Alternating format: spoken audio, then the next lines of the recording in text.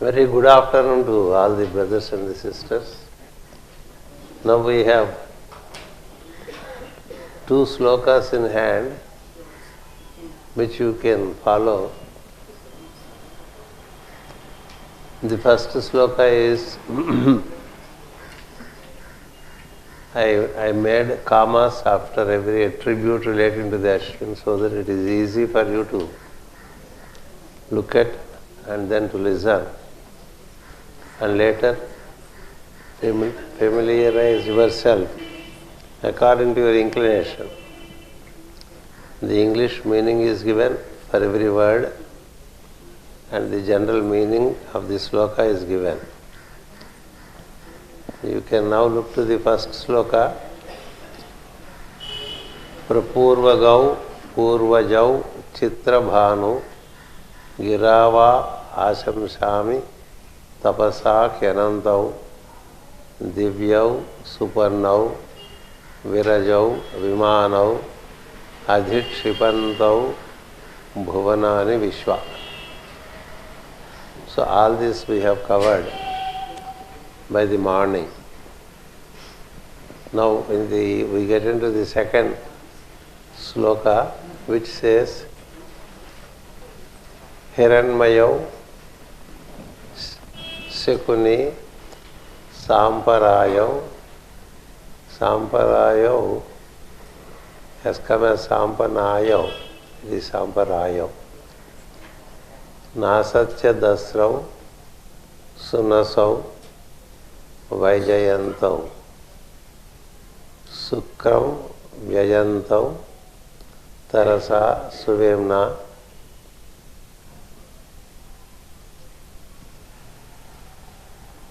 Adhivyajantau Vasitam Vivasvataha. We cover the first attribute, Hiranmayo, meaning the golden ones. This is the first encounter we have as we worship and contemplate the divine being within us. The golden light is the first encounter we have. From darkness to light, as we move, the first impact of the light is that of golden color. It is also in relation to the sunrise in the east, that from the horizon, when the sun rises, you have the reddish color and then gold color with reddish tinge and then gold color with yellow tinge. This is the initial expression of the solar disk. That is how even within us, when we contemplate the divine, the first touch of the divine that is within, which is male, female, is of this golden hue. This golden hue can be with the red tinge, it can be golden hue with the yellow tinge.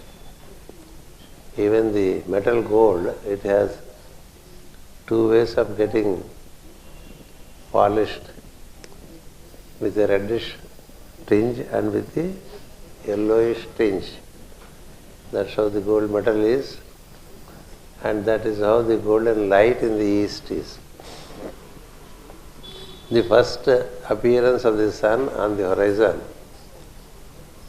is of this color, while it is not the color of the sun, it is the angle that it makes towards the surface of the earth that gives us this color. Sun as such is brilliantly diamond. Sun as such is just in most brilliant diamond white color. That's the natural color, which is the white color, of which the first encounter to an aspirant is that of golden. When we are in the realms of matter, when we are submerged in matter, when we turn inward and look for light, it all looks like night, darkness. As we close our eyes and try to look in, it is all darkness. You don't find light. Only through continuous contemplation, worship, and due to ardent aspiration, fiery aspiration, when we regularly relate, one day there would be the dawn of the golden light in the heart. That is called the initial vision of the divine in us. The initial vision of the divine to anyone within is to develop, to experience the golden light. When you experience the golden light, you are at the threshold of the divine realm. That's the reason why in India, when we make these thresholds, we try to set the yellow color for the threshold. We don't put other colors. If they set other colors, it means they do not know the tradition. దీనికి అదే ఉందా? చూడలేదు. Yellow color is considered to be auspicious color. It is the field from where the divine nature emerges. The nature is in its threefold manner. And in each fold there are three sub-folds. There is a very diabolic fold of nature. There is a normal, human, mundane nature. Then there is the divine nature. So, when you are so much engrossed in matter, and when your mind is completely filled with the thoughts relating to matter, they tend to be very dense and very heavy, and hence as you close your eyes, you only, the mind reflects only the mundane things. The mind reflects only the mundane things when it is completely engrossed in the mundane things. Therefore, when you are in contemplation for long years on a continuous basis with a fiery aspiration, the first experience of the divine is the golden realm, the golden hue. Before it becomes golden, the matter appears to be reddish brown. Reddish brown. When you are in fiery aspiration, if your aspiration is full of fire, it appears to be brownish red or reddish brown. That shows the passion for divinity. The passion by itself is red, and the matter in you, when it takes to tremendous aspiration, when you close your eyes, you find a reddish brown. That's how from darkness to reddish brown you get it. From the reddish brown, you turn slowly towards the rose, the orange. And from the orange, it turns into golden yellow. So golden yellow is when you are touching upon the hue of the golden color, it means you are at the threshold of the divine side of the same world. Within the world, there is also the divine world. Within the world, there is also the diabolic world. So if the diabolic world is dark, the reddish brown is the field. That's why you find on earth also, there is some places the earth itself is reddish brown. earth itself, is reddish brown. In fact, if you go to Misiones in Argentina, it's reddish brown. So also in Visakhapatnam, if you go into the interior land, the land is reddish brown. A reddish brown land vibrates with different energies. Unlike the dark stone and the dark earth, unlike the dark earth, a reddish brown earth has a different vibration. Earth and our body are co-relatable. They are relatable. So that's why a body with reddish brown, a body means the atoms, when they are put to fire, they gain the reddish brown color, and slowly the rose color, and then the orange color, and then the golden yellow color. So this color of golden yellow is considered to be the initial vision of the divine. The initial vision of the divine. That's why in the dark, before dawn, when we stand towards the east, slowly you will see how the darkness is transforming into light. The colors that the sky displays at that time are the gradual colors ultimately that bring in the golden light. Same is the case with us. From darkness to light, there is an evolution of the vision relating to the color. So when you touch upon this golden solar disk, it means it's all gold. This golden light in its fullness is, when it is consistently prevailing in you, you would have the atoms being transmutated into subtle body. Not until then. That's why as you close your eyes and turn in, the first thing according to Veda to be experienced is the golden light. Even in the Sri Suktam, we say Hiranya Prakara. Sri Suktam itself starts with the color Hiranya, Hiranya Varna, meaning the golden colored one. And here the Aswins are called Hiranmayo, meaning they are full of golden color, Hiranmayi. We also have names like Hiranmayi, Jyotirmayi. Jyotirmayi means of the light, full of light. Hiranmayi means full of golden light. Like that there are many Sanskritic names given to children. So Hiranmaya is the color that when we touch upon, it is already third initiation according to the teachings coming from Master Jwalku. When you close your eyes and you are able to find the golden light in you, it is already considered to be the third initiation where the form is transmuted from being diabolic to human, from human to divine. So this dimension we should look for. That's why we are strongly recommended to look to the golden light of the sun in the morning.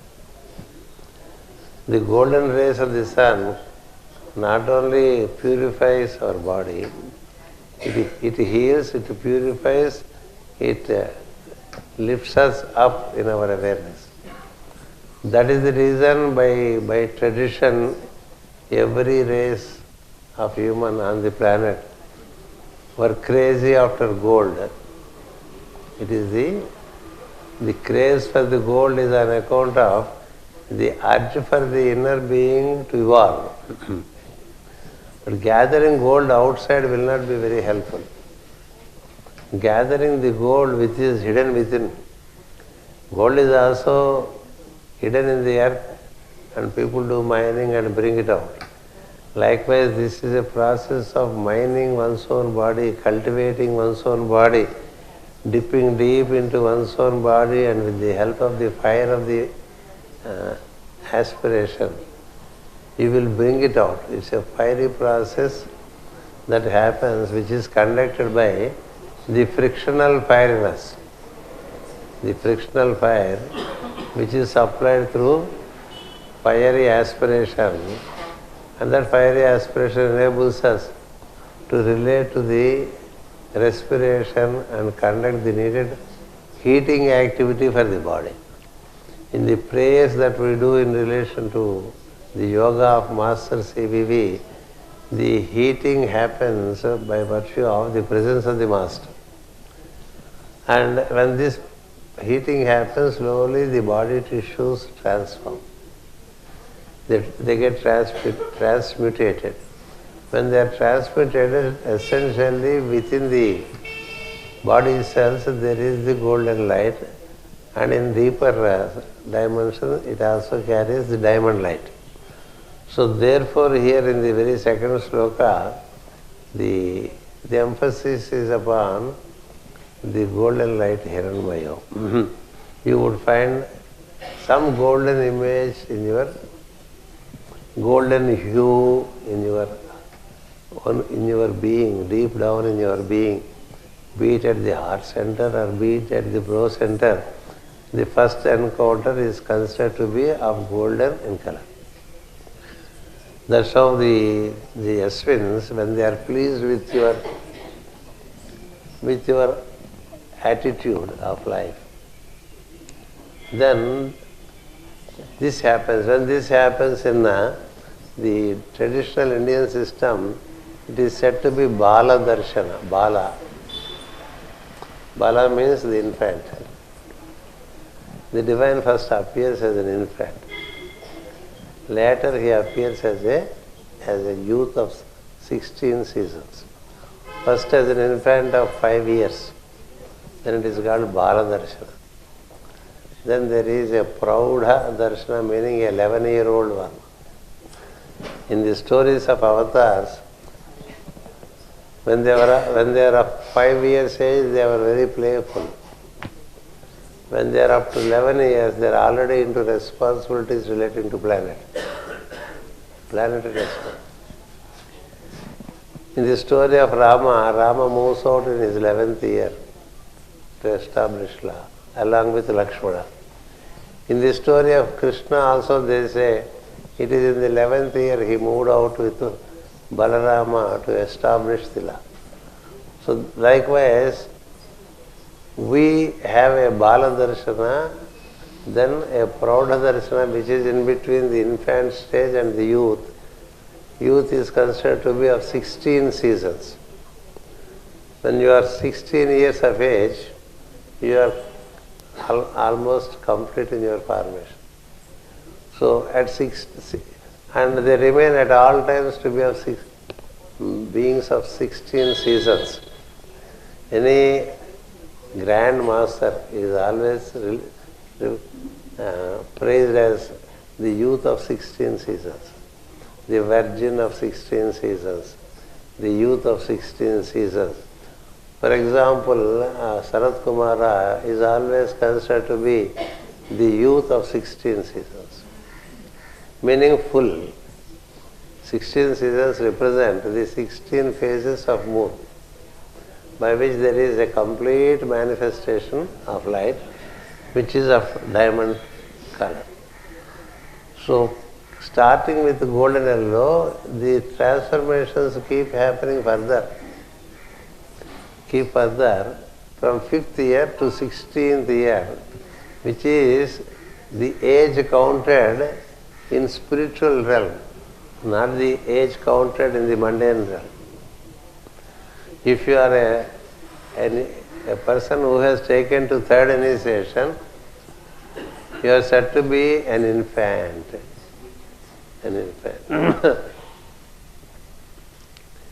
You may be having, say, 60, 70 years, that's a different thing.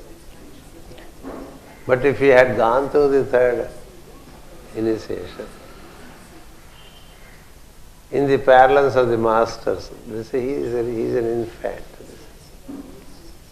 The one with third initiation is an infant. You understand?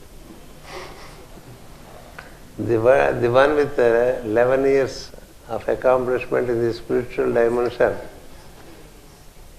he is called as semi-youth. Semi-youth. When he is of 16, it means it's complete. That's how the third, fourth and fifth initiations are seen with different connotations in the spiritual world. That's why if he may be looking very big in the world as an initiate with the third initiation. He is already something in the world. But in the world of the hierarchy, you are an infant. It so happened once an initiate who went through the third initiation, he did quite substantial work in the outer world, and he was feeling big himself. So he had his master talking to another master about him as an infant. An infant. So he felt a bit depressed that in spite of all that work that he has done in the world, he is seen as an infant in the other world. So if the one with third initiation is an infant, who are the others in the second and first initiations? They are all babies, you know. They are all babies. In the worship of the mother worship path, these stations are given Bala. That's why there is a tradition of worshipping Bala Krishna, the infant Krishna, the semi-youth Krishna, and then the fully grown Krishna. Like that there is an infant Rama, and a semi-youth Rama, and a fully grown Rama. These are the stages. So also with the mother, Bala means the infant child, semi-youth child. We make functions also. When the girl is through 5 years, they do a function. When the girl passes through 11 years, they do a function. When the girl passes through 16 years, they do another function. It is all in relation to the growth of the soul, not growth of the body. It starts in relation to the growth of the body. Bala darshan, Praudha darshan, Kumara darshan. That's the growth of the sun. From the heart to the brow, from the brow to Sahasrara. From the heart to the brow, from the brow to Sahasrara. These are the three suns. Gradually, when we say they are Hiranmaya, the color of Hiranmaya here, meaning golden color, don't fix yourself. Don't fix the Aswins only to golden color. That's the initial appearance. Then it takes to different dimensions of color. Ultimately, then at the forehead it is brilliant white. Thereafter at Sahasrara it is bluish white. Bluish. Bluish white is the ultimate. That's why the avatars are always depicted as bluish white. Bluish white. So that is one dimension of Hiranmaya, meaning you are the golden ones. If you encounter this golden light within you, then you understand that you are already in the blue book of the divine being. In the blue book. Hiranmaya. Sekuni. Sekuni means the male-female principle, they built the whole creation as a double. Sekuni means twins. That's what I have given. The twins. Everything is either vertically or horizontally, it's a double. Vertically or laterally, it is a double. You have left and right of everything. You have up and down of everything. When you take up and down, for the super soul, the soul is, they are the double. For the soul, the personality and the soul, they are the double. For the personality and the body, there is the double. The one state of awareness inferior to you associates with you. That's how in the ascending order and in the descending order, two remain.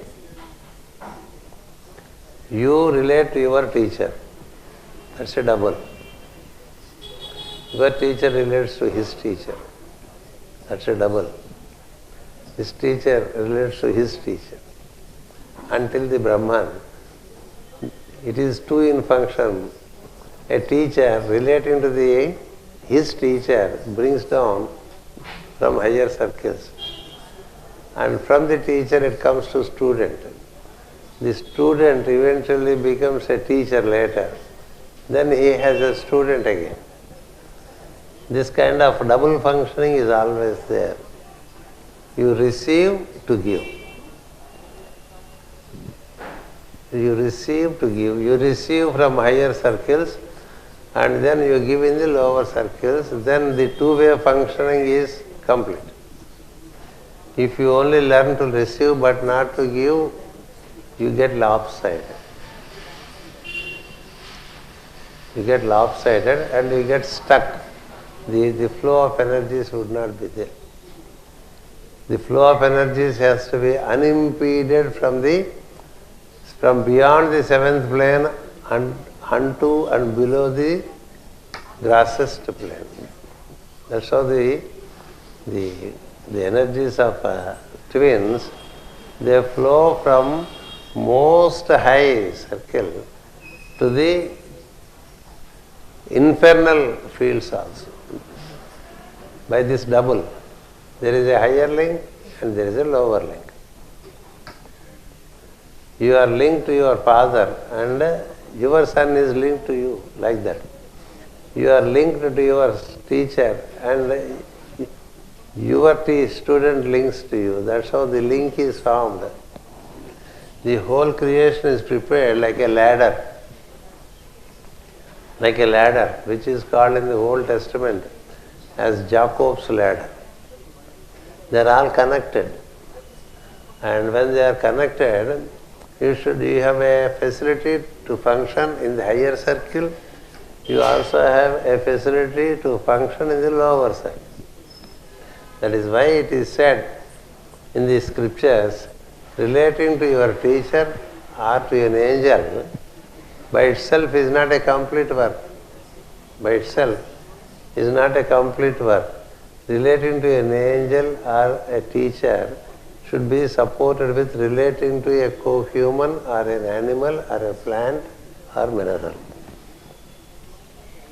Whatever you receive, you have to give.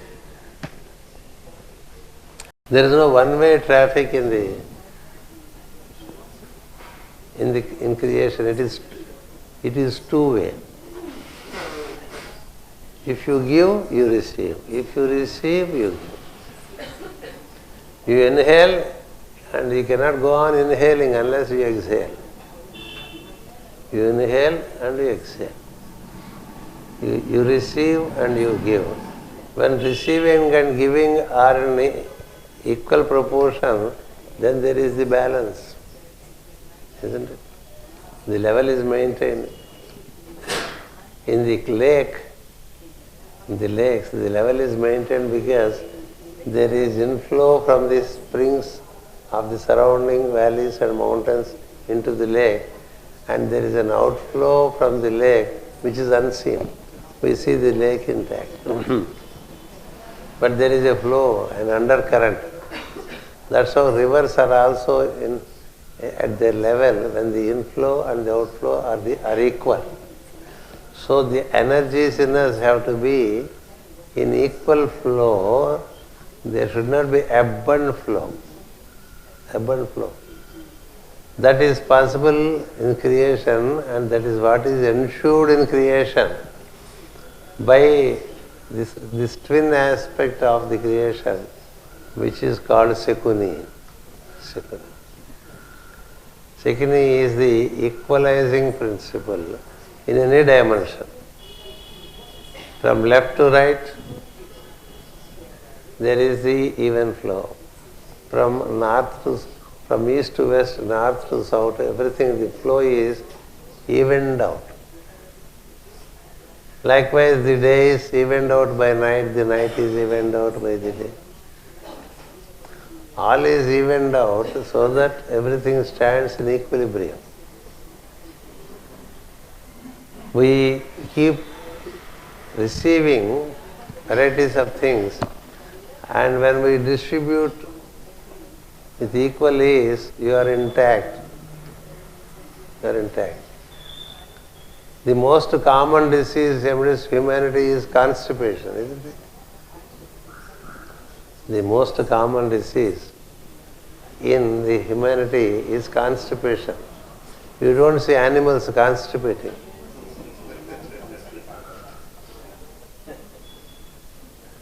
Why? We receive to hold, we don't release.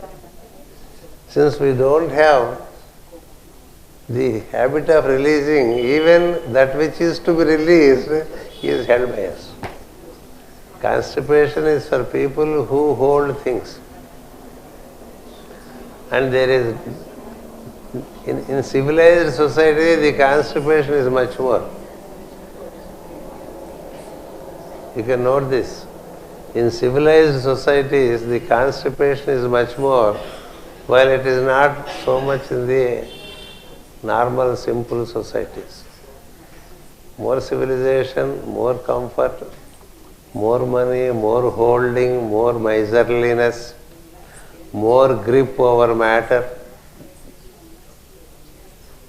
So you don't even release, urine is not released, and the kidneys fail, isn't it? And there is constipation, the motion, the stool is not released. We have to need purgatives to ensure motion. There are very few people who daily defecate today amidst the civilized society. If you are not able to defecate well, it means there is a grip in you. I am not suggesting that you should have diarrhea. I am not suggesting that you should have diarrhea, but you should fail to release when you have taken in, isn't it? It has to be like that. That is worked out. You release the lower plane to reach when you get into to get into the higher plane.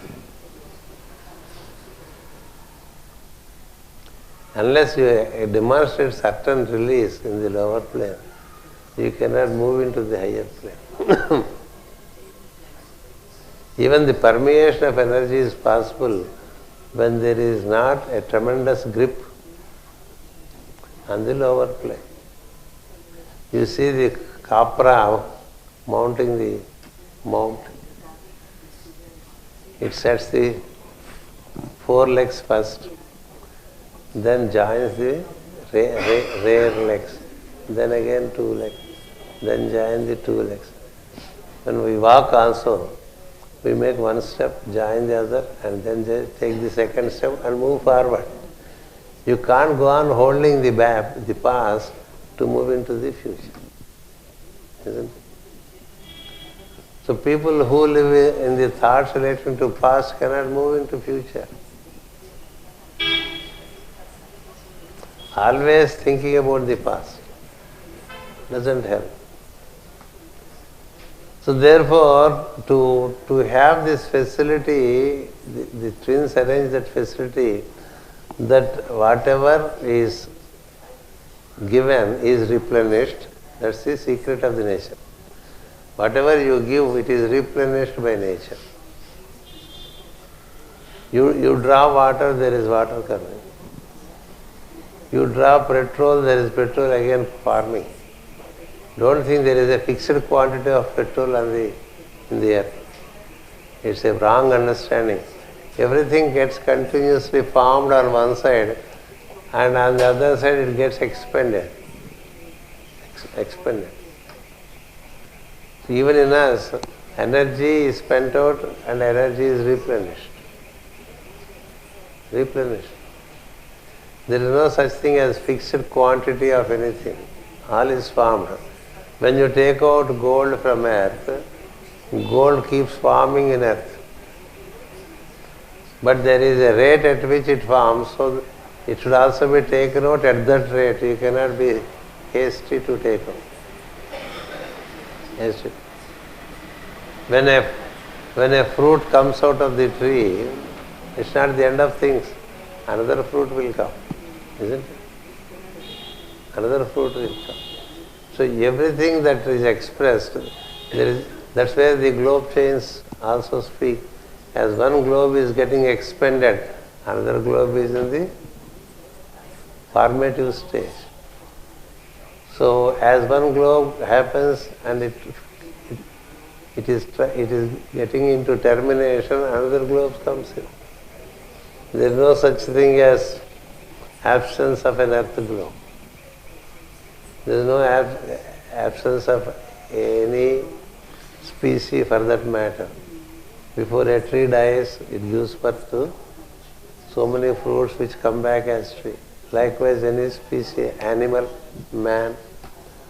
As man progresses, there is the sun emerging.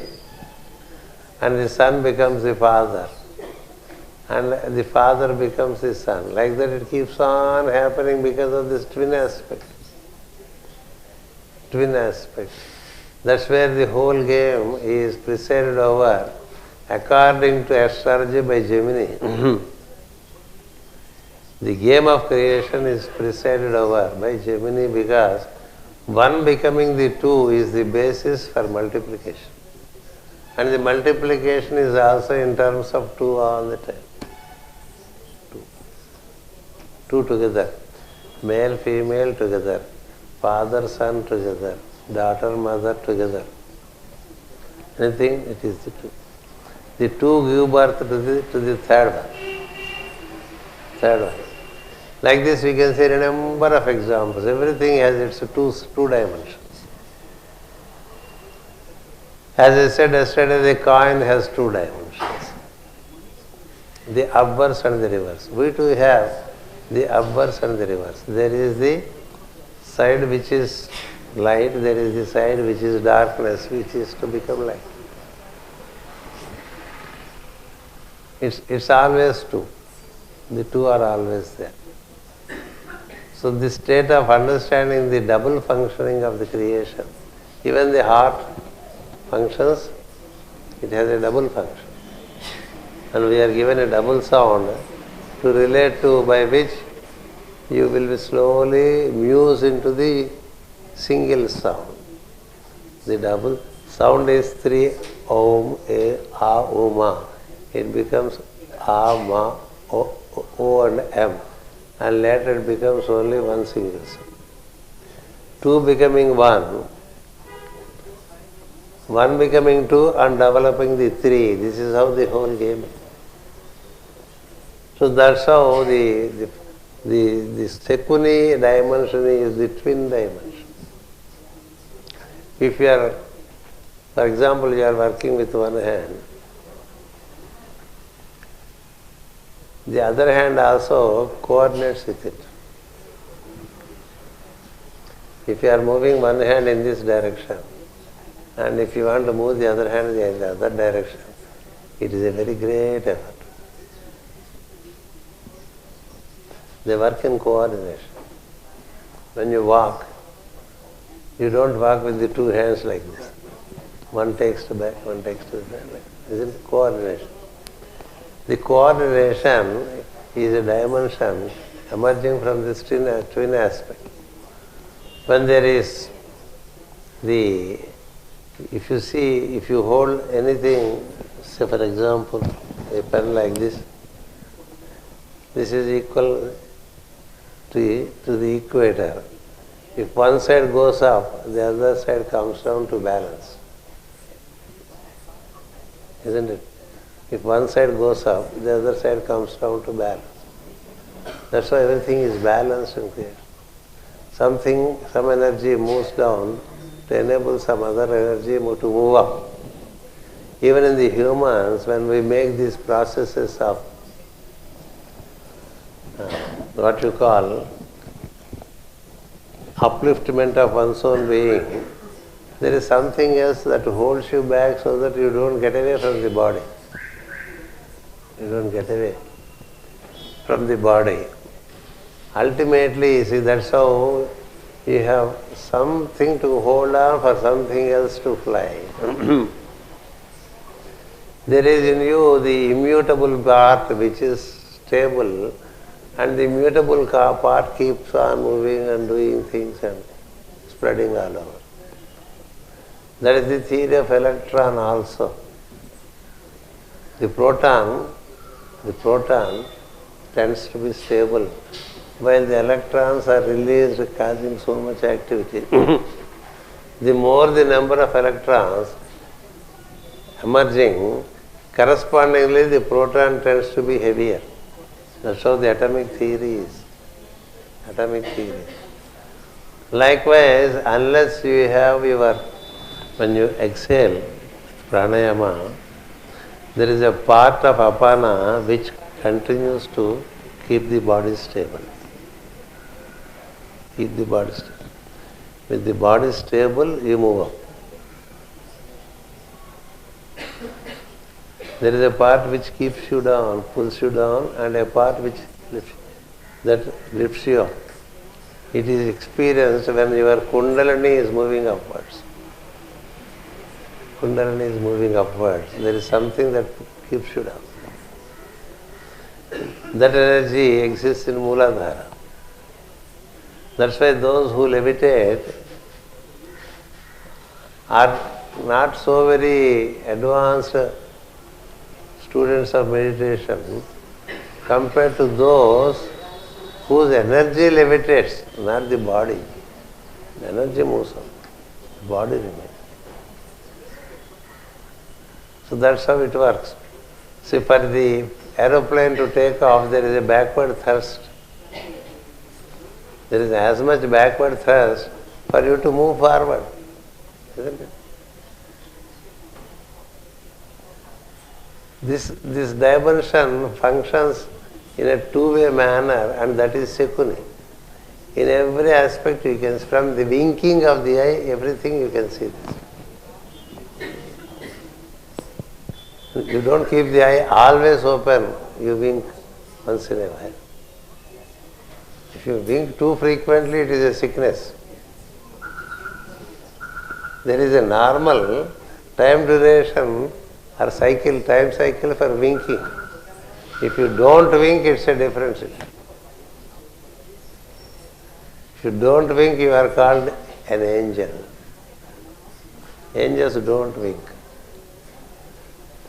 And we do wink at least once in a minute. That's why it is called nimisha. The angels are called animishas. We have a boy called Animish. Animish means he doesn't wink the eye so very frequently. More you wink, more your mind is in movement. Less you wink, better it is. And for the angel, the mind is not. So then these are other dimensions. But note, always look for the other. When there is one, there is the other. When you are in the personality, there is the soul. When you are in the soul consciousness, on one side there is personality, on the other side there is the super soul. Don't think you are always one. If you think you are one, you are stuck in personality. You are at least two. Always around Krishna there was Balarama. Always around Rama there was Lakshmana. Normally these are not observed, they are all taken as stories. It is two that move. You take any teacher system, there is always an associated student. If you say Ramakrishna Paramahansa, there is Vivekananda. If you say Sri Aurobindo, there is the mother. Isn't it? Likewise, in all complete systems, two are in action. If there is Rama, there is Hanuman, like that. So this double functioning is a complete function. That's the reason why Manu suggested, let us live at least as a couple. He suggested a male and a female to be together so that they stand a chance to be complete. There are many dimensions to marriage, which is not our subject now. So then comes the Samparayo. Samyak Parayo is called Samparayo. The third one, Samparayo. Samparayo means, para means beyond. From para, they keep on flowing into every plane of existence without hindrance. Without hindrance. From above downwards, from below upwards, their path of movement is unimpeded, unhindered, unobstructed. Nothing can obstruct it. Why? Because they are moving in a path where there are no obstructions. In us, that path is from Sahasrara to Mooladhara in Sushumna, where you don't have any obstruction. The plexus that we have are outside the Sushumna. The plexus, the nerve plexus are outside the Sushumna. Within the Sushumna you have no obstruction. It's the highway. See, on the highway you have no obstruction. No? Then only it is called a highway. You don't have a intercrossing of traffic in a highway. You move in one direction, nothing comes against you, obstructing your speed. That we have developed over years, isn't it? The path of involution and the path of evolution. Both are unhindered. The two-way path, one does not cause obstruction to the other. This is the beauty of inner movement. You don't have those obstructions in Sushumna. And Sushumna is the ladder through which, from most high to the most low planes of awareness, you can keep on descending and ascending. And this is what regularly the twins do, the Aswins. The Aswins are available at every plane. The Aswins are available at every plane, and they help you to clear the way. That is important. We know about Uranus, the penetrating energy. The energy of Uranus is but the energy of one of the Aswins, Varuna. Varuna, Mitra and Varuna are the other two names for the Aswins.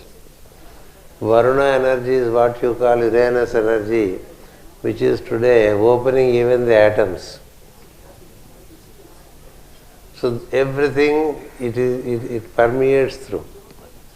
So this ability to permeate through any plane,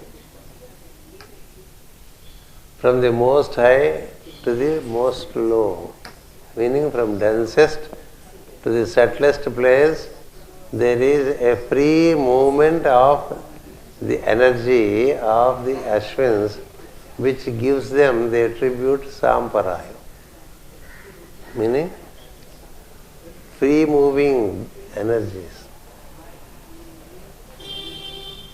There is no obstruction.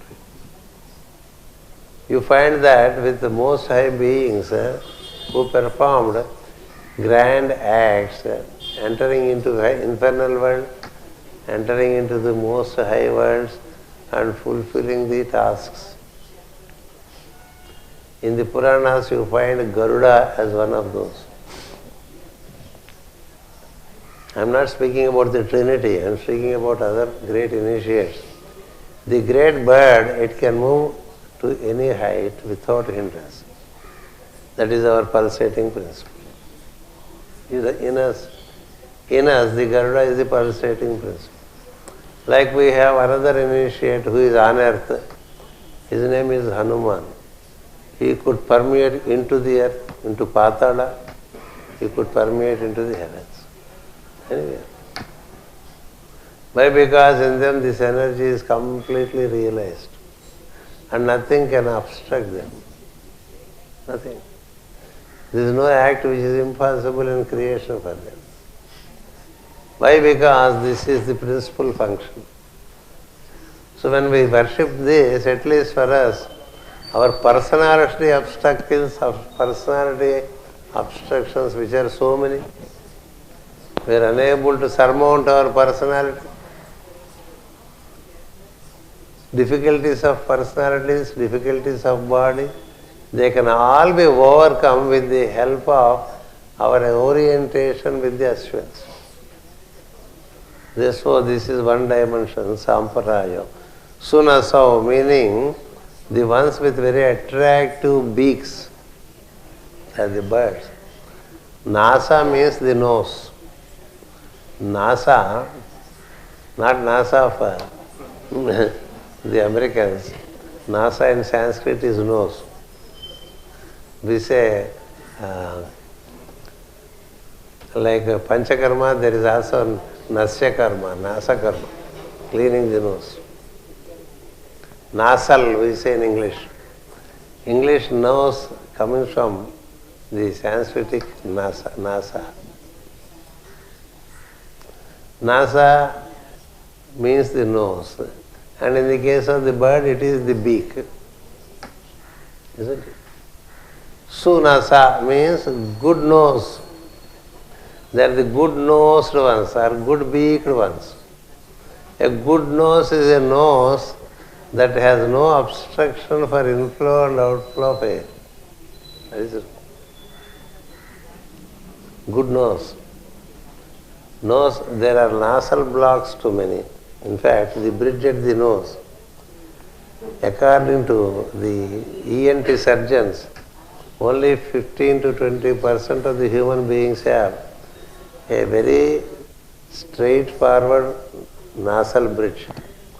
In all other cases, there is a kind of a twist at the nasal bridge which does not allow an unimpeded breathing.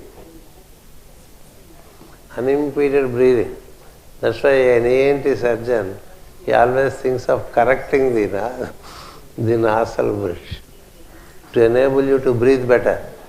If you breathe better, it forms a good foundation for vital life. The vitality is based upon the ability to breathe. And when the breathing is unimpeded, it becomes a good nose.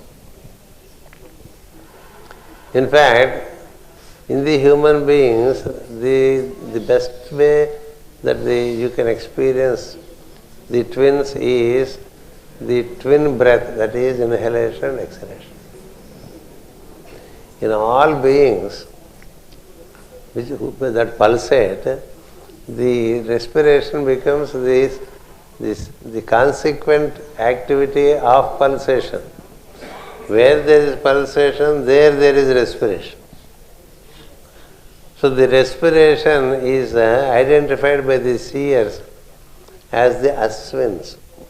When I taught you about the cosmic person and the 15 principles of the cosmic person, or 15 cosmic intelligences of the cosmic person, I told you about the twins being the breath. The breath in us is, that's why relating to the breath is the best way to relate to the Aswins. The inhalation and exhalation is a double activity. By relating to it, recollecting the Aswins, you are in constant touch with the Aswins during your pranayama activity. When you do pranayama, you get extremely benefited by relating to Aswins as well, because they are the presiding deities for inhalation and exhalation. No yoga tells you about Aswins, isn't it? We take the breathing as for granted, but the cosmic intelligence that presides over breathing is the Aswins. And that's why it is also referred by Madame Blavatsky as the breath of the universe. The breath, the two breaths, the inhalation and exhalation of the universe. So that functions through the outer air joins the inner air through the nose. The inner air joins the outer air through the nose.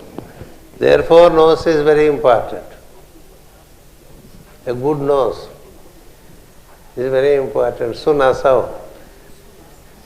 Nasa is the nose. So, Sunasa means good nose. That's why when people who know, when they relate to others, they observe these things. What kind of nose he has. The nose decides the quality of the person. Likewise, the eyes, what kind of eyes they have. What kind of ears they have. The shape of the ear, the shape of the nose, the shape of the eyes, the shape of the forehead, a lot of information is collected. That is what is called the science of Samudrika. The science of Samudrika, meaning how are the mudras means the impressions. Is it the impressions that we have in terms of ears, nose, eyes, forehead, hands, fingers, shape of fingers, length of fingers, all this is knowledge. So when you have that knowledge, as you look at the person, you know what it is. What are you encountering? Since we are completely ignorant of these sciences, we have no understanding of the other person. If you see, just a small episode, if you see the story of Ramayana, in the fourth canto, there is an encounter of Rama and Hanuman, not before. Kishkinda it is called. Kishkinda Kanda, where Rama meets the beings of the monkey kingdom, and the first among them whom he meets is Hanuman. Hanuman comes across. Rama looks at Hanuman and knows completely about Hanuman. Just the figure. Hanuman looks at Rama, and Hanuman also knows completely about Rama. What a beauty. How is it happen? Just the frame is a message, that's it. The frame of a being gives the message. So when Hanuman looked at Rama, he realized that this is the Most High. The second logos in incarnation to establish the law. It was so clear to him. And when Rama looked at Hanuman, it was equally clear to him that this is the Veda in embodiment. This is one being who has nothing to be known, everything is known to him. It's a walking Veda. It tells Lakshmana, Rama clearly tells Lakshmana, don't take him to be a monkey, he's not a monkey. This being knows everything, and this being is invincible. There is nothing that this being cannot do. It's our good luck he has come. Talk to him appropriately. He cautions Lakshmana. And Hanuman sees, and he has no one else to share with. He sees and he gets so joyful about the image of Rama. That's where the Ramayana describes. Hanuman goes and describes to his king, by the frame these beings are like this. Just by the frame, he did not collect further information. Looking at the frame, Hanuman says, oh, they have come to help us. So why I am saying all this is, sunasa, a good nose itself is a big message. See, a sharp nose is one thing. A protruded nose is another thing. A big nose, like the Greeks, Every shape of the nose has a message. For this you need to get into the science of phrenology. Phrenology. Likewise, there is the science of omens, sekuna, which relates to the sekuni aspect also. Sekuna means the good signs, the bad signs that you encounter which give you you are pre-informed by nature through science. Sekuna, which is a dimension of sekuni. And here there is sunasa. They have the excellent nose, meaning they enable pranayama to happen well, and it's for you to reach pulsating state, and it helps you to lift up. For the lift up that we are looking for, the only agency is air, and the means through which air is enabled to function at its optimum, it is the nose, and then the windpipe and the lungs. That's why to keep the nasal tract completely healthy is fundamental for a disciple. It's fundamental for a disciple to keep the nasal tract completely clean, healthy and strong. While in the world where there is so much pollution causing frequent colds and cough, we should take immediate measures to come out of this sickness, because that will deplete your life energy. Deplete your life. So the two nasal channels through which the inflow of air and outflow of air is conducted, that very activity is presided over by the Aswins. Therefore, we can relate Aswins in a perceptible manner with the moving of the air into you and moving of the air out of. That's how the presence can be gained. With this aspect of Aswins, which is called sunasas. Since they are double, the grammatical saying is sunasau. Sunasau, the ones who have good noses. Then Vaijayanta. Vaijayanti means it's a sign of victory. You see, for any deity, we set a garland, See, you see Rama's picture, there is a garland. You see Krishna's picture, there is a garland. You see, even for the photos, we make garlands. It is indicative of victory. Vaijayanti. Vijaya means success. That which gives you victory is called Vaijayanti. Vaijayanti. The Vaijayanti shall have to be worn, that's why we wear chains. The chain is to bestow victory on you. All people in olden days, be it males or females, they have a chain touching up to the heart, not up to the navel. There is a belt around the navel, that's a different thing. But then the chain is what is called the symbol of victory. The symbol of victory is called Vaijayanti. When you think of these two, when you think of the Aswins, you are already wearing the garland of victory.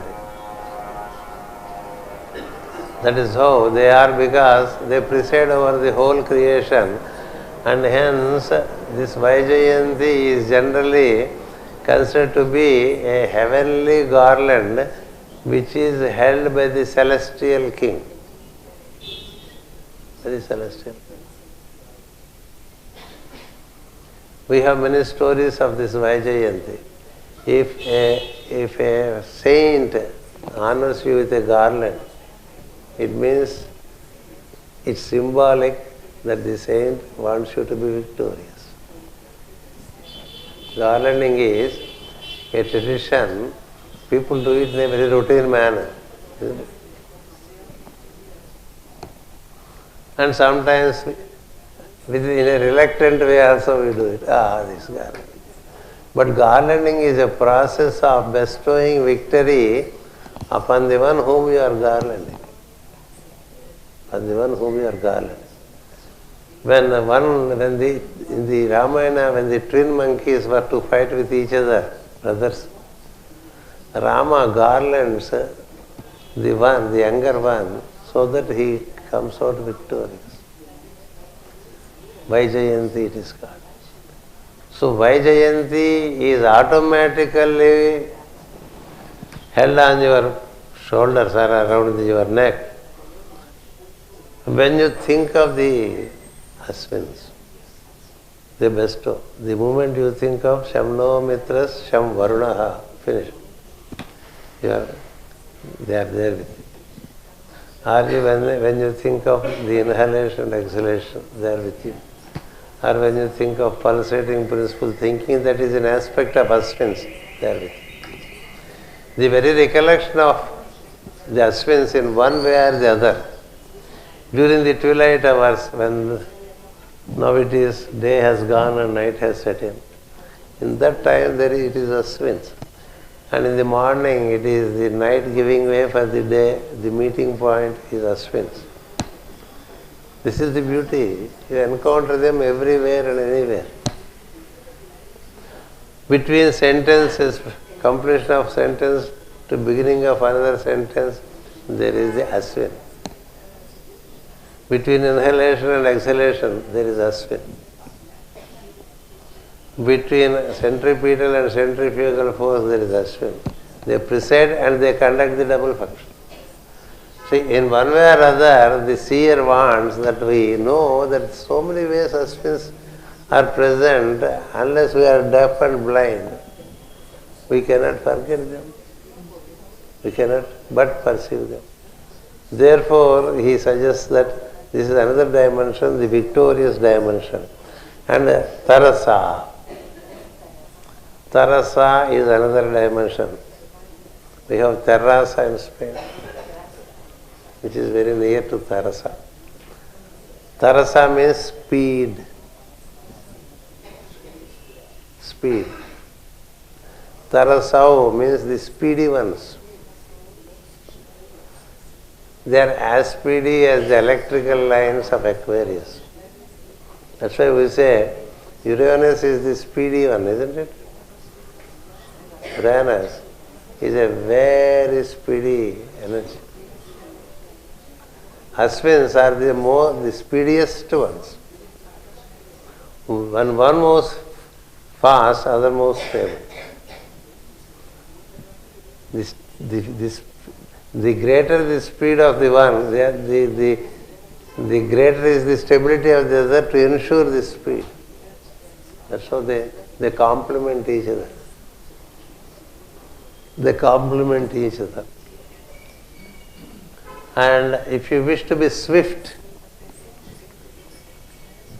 it's not to be hurried, to be swift. The swift ones carry out many acts in a short span of time. The others, they cannot carry out even an act. The general saying is one at a time, isn't it? The general saying is one at a time. Master Kuthumi, he does 5 at a time. 5. He does simultaneously 5 acts.